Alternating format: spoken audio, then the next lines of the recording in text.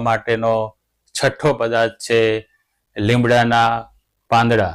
દોસ્તો, લીમડાના પાન એન્ટીબેક્ટેરિયલ અને એન્ટીઓક્સિડન્ટ તત્વોથી ભરેલા હોય છે। જ્યાં દોસ્તો લીમડાના પાંદડા આપણા લોહીમાં રહેલું ઝેર સાફ કરીને આપણા લોહીને ડિટોક્સ કરે છે। જ્યાં દોસ્તો લીમડાના પાનનો આ ડિટોક્સ કરવાનો ગુણધર્મ આપણા માટે ડાયાબિટીસમાં ખૂબ જ બેનિફિશિયલ થવાનો છે। દોસ્તો, આપણા લોહીમાંથી ઝેર નકામા પદાર્થોનું ડિટોક્સિફાઈંગ થવાથી તમારી ઇમ્યુન સિસ્ટમ ખૂબ જ મજબૂત થવાની છે અને તમે અજાણ્યા રોગો સામે રક્ષણ મેળવી શકશો। દોસ્તો, લીમડાના પાનનો ઉપયોગ કેવી રીતે કરવો?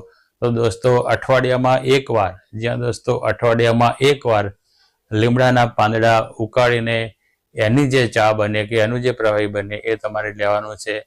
એના સિવાય સીધા લીમડાના પાંદડા ક્રશ કરીને